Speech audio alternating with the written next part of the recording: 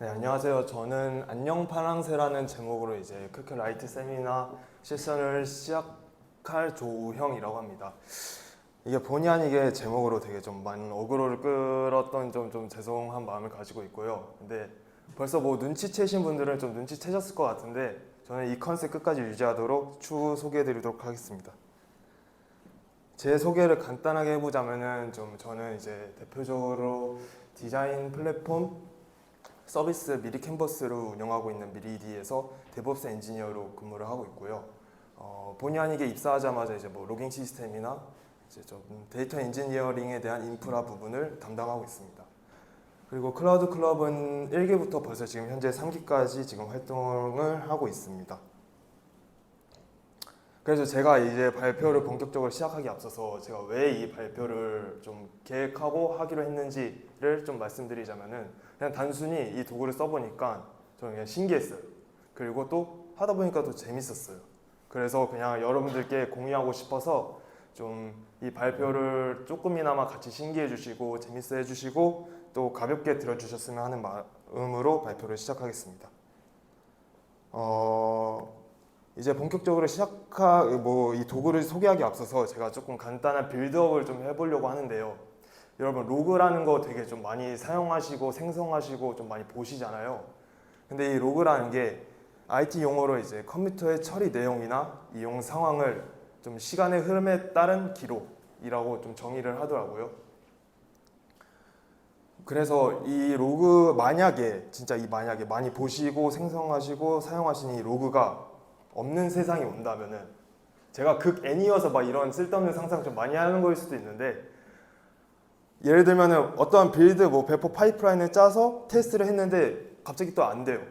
그래서 로그로 확인해 보려니까 로그가 없어요. 와, 벌써부터 뭔가 식은땀 쫙 나죠.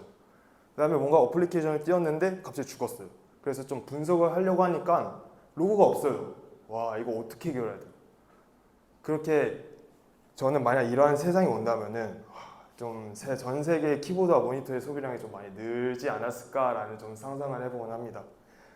그래서 이렇게 좀 로그의 중요성을 좀 많이 제가 이제 말씀드렸는데 이 로그라는 게 뭔가 갑자기 하늘에서 뚝 떨어지고 땅에서 싹 솟아오르는 게 아니잖아요. 누군가가 이거를 만들어주고 그거를 수집하고 이제 가져와 가지고 뭔가 좀 잘 분석할 수 있도록 해줘야 되는데 예를 들어 여러분 뭐 개발자나 엔지니어 분들이 로그를 만들고 수집해야 돼요. 이러한 활동을 로깅 활동이라고 하는데요. 뭐 서버 한 대에서 생성하는 이 로그를 뭐 수집하는 경우 뭐 할만하죠. 네. 근데 만약에 시간이 지날수록 그 로그의 양이 많아지기 시작해요. 뭐 예를 들어 세대, 이것도 조금 좀 땀나기 시작하는데 좀 할만하다고 생각이 들어요. 근데 조금 과장을 해봐가지고 와, 이 말도 안 되는 로그를 수집하고 가져오려고 해요. 벌써부터 화가 치밀어 오르기 시작하죠. 그래서 이것을 좀 해결하기 위해서 좀 말도 안 되는 일이긴 하지만은 이렇게 파랑새들을 뿌리기 시작합니다. 네. 그런데 이 파랑새가 뭘 하느냐? 각 서버에 있는 로그들을 딱 이제 자동으로 가져오기 시작해요. 이 자동화 말만 들어도 뭔가 안심이 되고 뭔가 입가에 웃음이 띄지 않나요? 벌써부터 봐봐요. 이거 웃음 한가득 가지고 있잖아요. 그래서 이렇게 개발자는 이러한 좀 상황을 타파할 수 있었다고 합니다.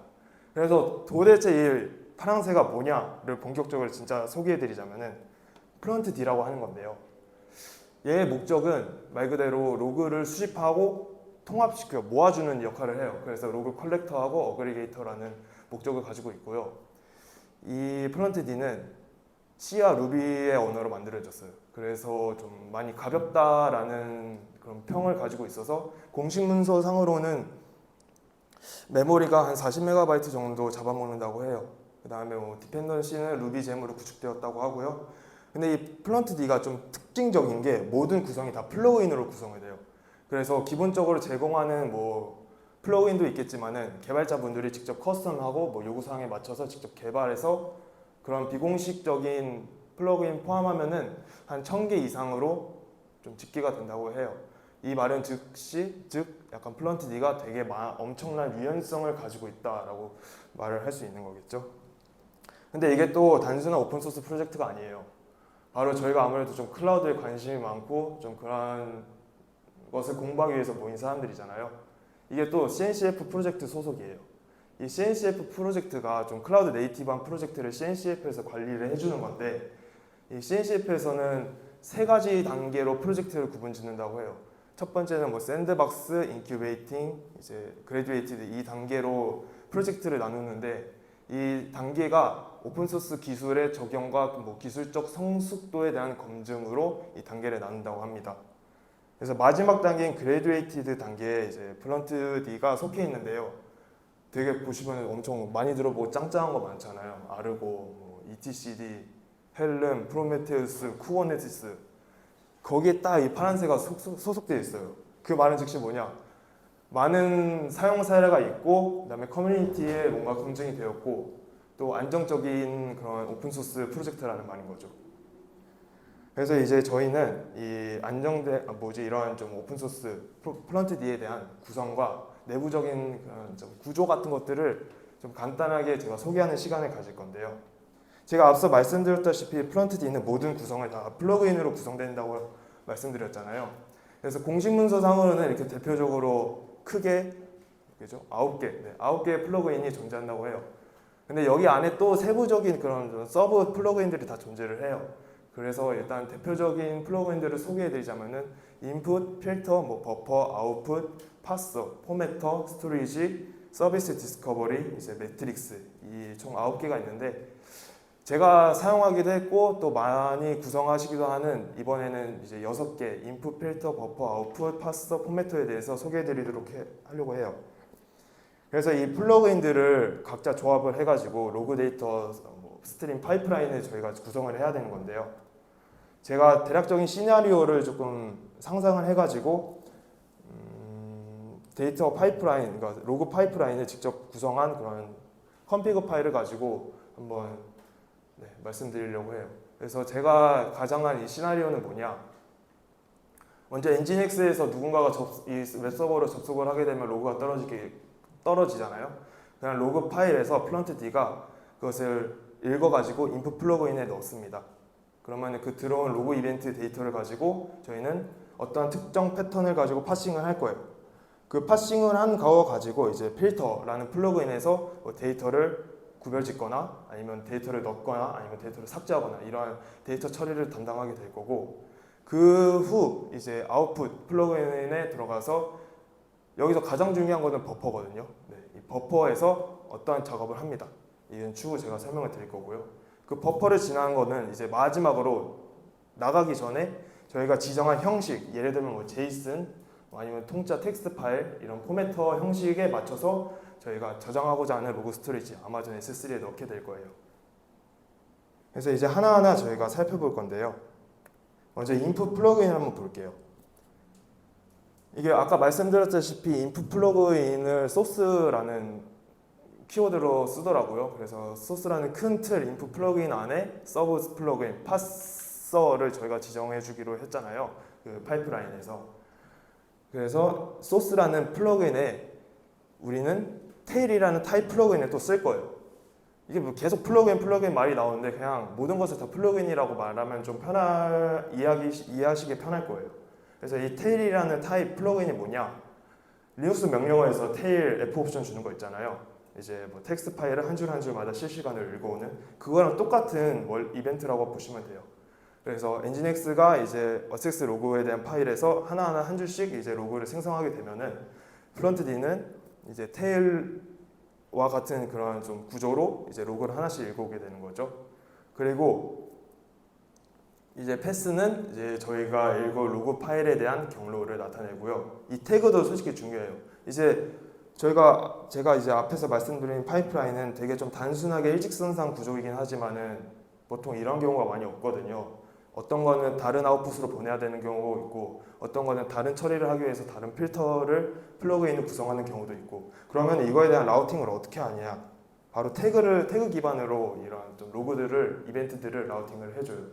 그래서 저희는 엔진엑스에 대한 로그를 라우팅 해주기 위해서 nginx.access라는 태그를 붙여주게 될 거고요. 그 다음에 그 하위 서브 플러그인으로 파스, nginx에 대한 타입의 플러그인 파서를 지정을 해줄 겁니다. 이거는 다 플런트 D에서 지원을 해주는 기본 플러그인들을 조합하는 거예요. 그 다음에 이제 들어온 데이터들을 저희가 가공을 해야 되잖아요. 그거를 이제 필터라는 플러그인에서 진행을 하게 되는데요. 또 여기도 이제 필터에 대한 플러그인 타입을 줘야 돼요. 바로 저희는 그랩이라는 타입을 줄 건데요. 이 그랩도 리눅스 명령어랑 똑같아요. 그냥 가져오겠다는 거예요. 그래서 어떤 것을 가져올 거냐? 키, 패턴을 줘가지고 레그 익스프레션이라는 이제 서브 타입 플러그인을 통해서 코드에 대한 키의 밸류 값이 404에 들어있는 패턴을 가져오고 오겠다라는 의미의 필터링입니다. 제가 지금 일부만 소개해드리고 있는데 진짜 아까 말씀드렸다시피 뭐 1000기가 넘으니까 와 진짜 엄청 많긴 해요. 그 다음에 이제 아웃풋. 이제 뭐 데이터 처리가 끝났으니까 할 거 다 했으니까 이제 내보내야 되잖아요. 저희는 S3에 넣기로 했잖아요. 그러니까 이제 타입을 S3에 대한 아웃풋 플러그인 타입을 주게 됩니다. 그러면 이제 이벤트 로그 데이터를 아마존 S3로 내보내는 플러그인을 명시를 해준 거고요. 그 다음에 이제 버퍼. 버퍼가 제일 중요해요. 이제 버퍼를 먼저 소개해드리도록 하겠습니다.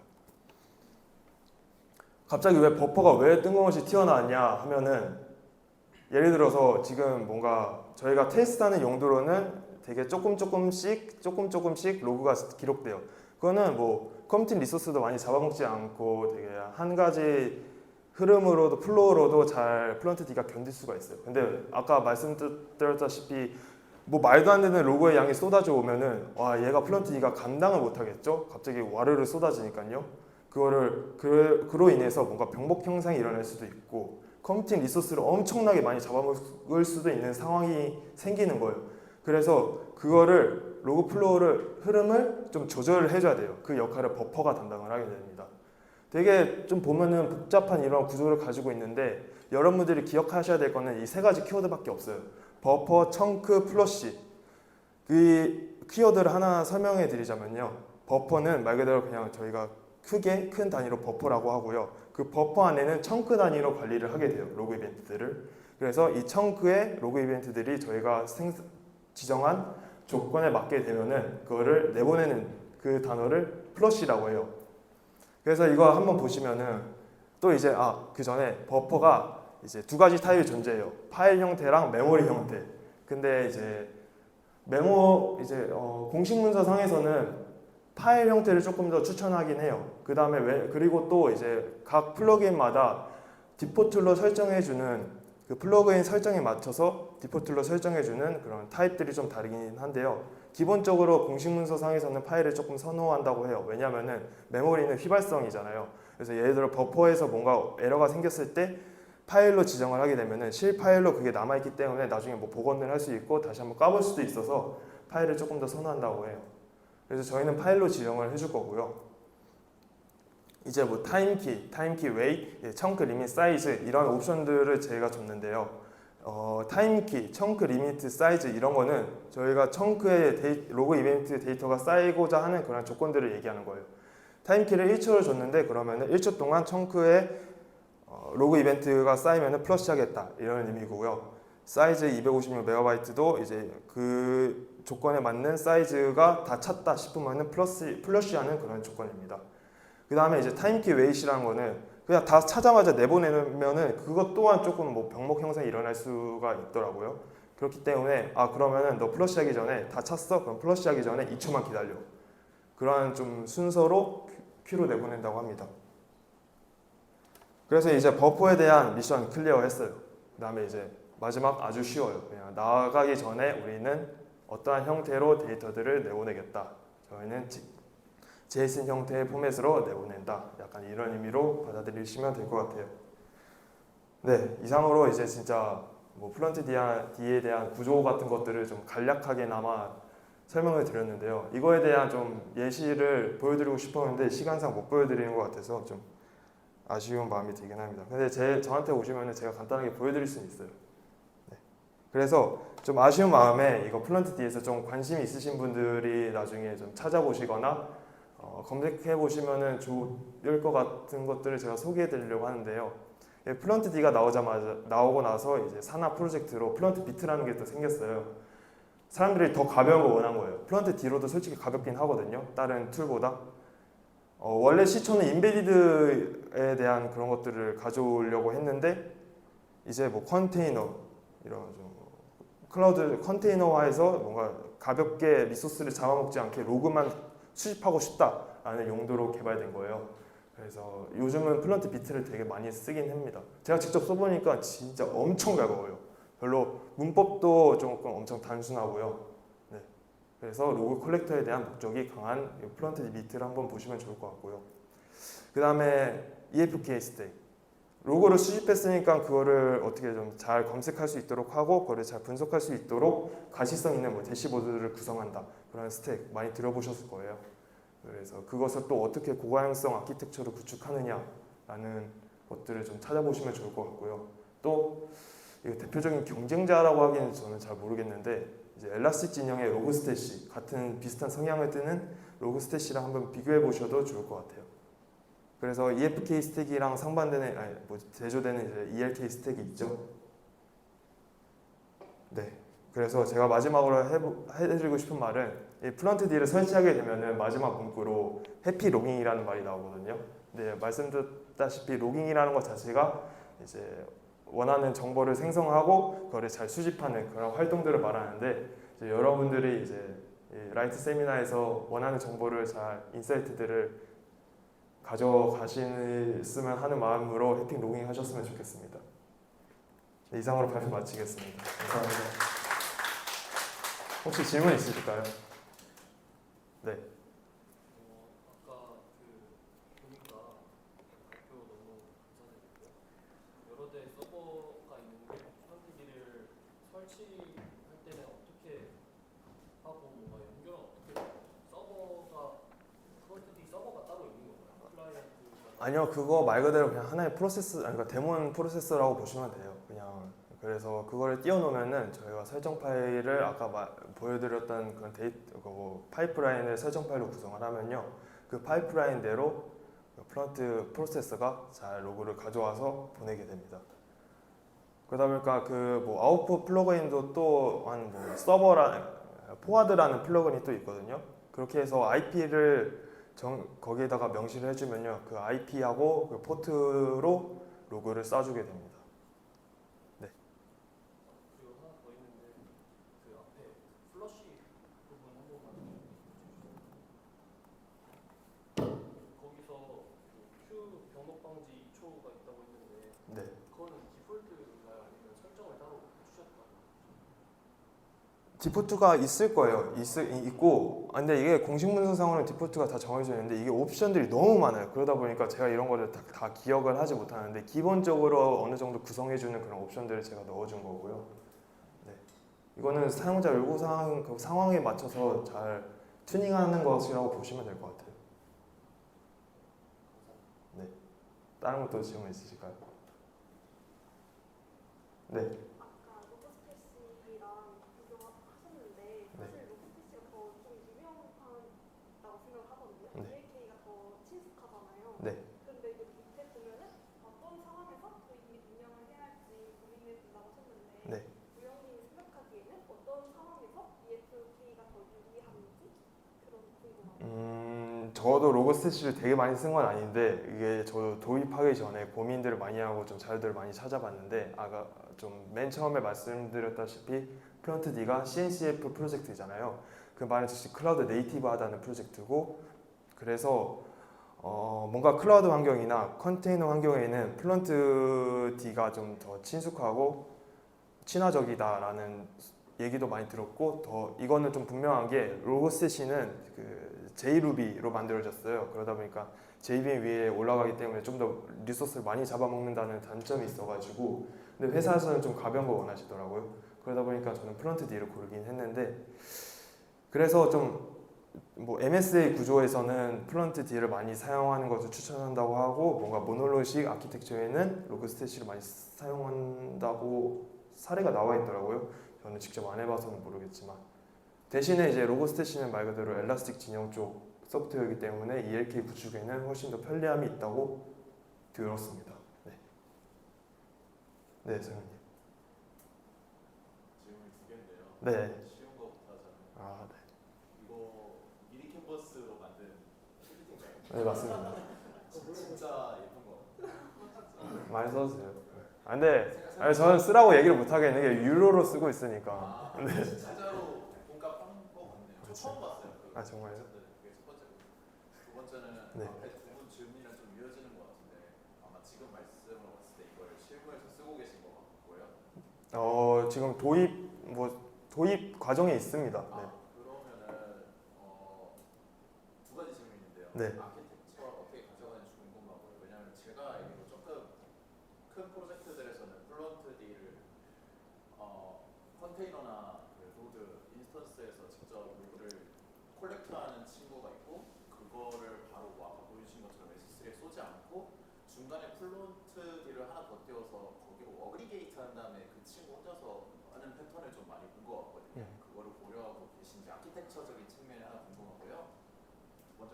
네, 그거 먼저 말씀드릴게요. 네, 그 방식대로 제가 지금 구성을 하고 있습니다. 근데 지금 현재는 컨테이너 위에는 뜨지 않고 굳이 컨테이너가 아니더라도 비트가 너무 가벼워요. 그러다 보니까 이제 그냥 각 서버에 이제 비트를 띄워놓고 이제 플런트 D만 띄워놓는 서버를 저희가 하나 띄워놨어요. 그래서 거기에 이제 로그를 수집해서 말 그대로 비트는 그러니까 로그가 변경될 수도 있어요. 뭔가 포맷 형식이 아무래도 뭐 정형화된 시스템 로그만 가져오는 게 아니라 이제 개발자분들이 직접 생성한 로그들을 가져오기 때문에 추후 변경할 가능성들이 있어서 그러려면 제가 이제 그 각 서버마다 이제 또 성능 설정을 또 변경해줘야 되는 번거로움이 있을 것 같아서 그냥 그러한 좀 데이터 처리는 그냥 플런트 D 중앙 서버에서 다 관리를 하자라는 측면에서 제가 그렇게 구성을 했고요. 네, 그래서 각 서버마다 이제 비트를 띄워놓고 이제 중앙 서버로 이제 로그를 쏴주는 그런 형태로 아키텍처를 구축하고 있습니다. 그거를 배포는 어떻게 하시나요? 왜냐면 앞에 질문이랑 좀 연결되는 것 같은데요. IP를 다 찍을 수는 없을 것 같거든요. 그래서 DNS를 플런트 D 서버를 이제 DNS 저희가 뭐 사내 DNS를 구성해가지고 네, 그걸 통해서 이제 관리를 하고 있습니다. 네, 감사합니다. 요거 한 가지 좀 궁금한 게 있는데요. 그 지금 하시는 것도 스탠다드 파일 형태로 버퍼를 쌓고 있나요? 왜냐면은 거기 병목이 있을 수 있을 것 같았거든요. 메모리 올리지 않고 파일에 쓰고 읽고 다시 던지는 과정에서 네. 디스크를 좀 탈 것 같다는 생각이 거기가 밀리면 조금 위험하겠다는 생각을 했습니다. 네, 그래서 그거 튜닝하는 과정이 조금 번거롭긴 해요. 그래서 지금 완벽하게 프로덕 환경에는 지금 못 올린 상태고 뭐 스테이징 환경 이런 쪽에서 좀 테스트를 해보고 있고요. 근데 또 다른 게 비트는 메모리를 추구해요. 또 버퍼를. 왜냐면은 파일 말씀하신 것처럼 무겁잖아요. 파일이라는 것 자체가. 그러다 보니까 비트 공식 문서상에서는 메모리에 대한 버퍼 구성으로 타입으로 지정하는 것을 추천한다고 해요. 질문 있습니다. 네. 그 ELK에서 로그 스태시 부분만 플런트 D로 대체해서 EFK 스텝으로 사용한 걸로 알고 있는데 네. E랑 K로 CSF를 대체하면 안 되나요? E랑 K요? 그거 뭐 걔네들 돈 벌어야 돼서 모르지 않을까요? 저게 아마 그 엘라스틱 쪽에서 올라와 있는 가이드 중에 하나일 거예요. 맞아요. 그래서 뭐 쟤네들 네, 돈 벌어야지. 저는 모르겠어요. 그러면 엘라스틱 측에서도 플런트 D는 인정하고 있는 느낌이에요. 아니 소개를 아예 안 하죠. 그냥 뭐 ELK만 그 떡하니 홈페이지에 ELK를 쉽게 구축해 보세요. 뭐 이런 식으로 떠 있긴 한데 네. 그렇습니다. 네. 질문 더 없으시죠? 끝날까요? 네. 네. 감사합니다.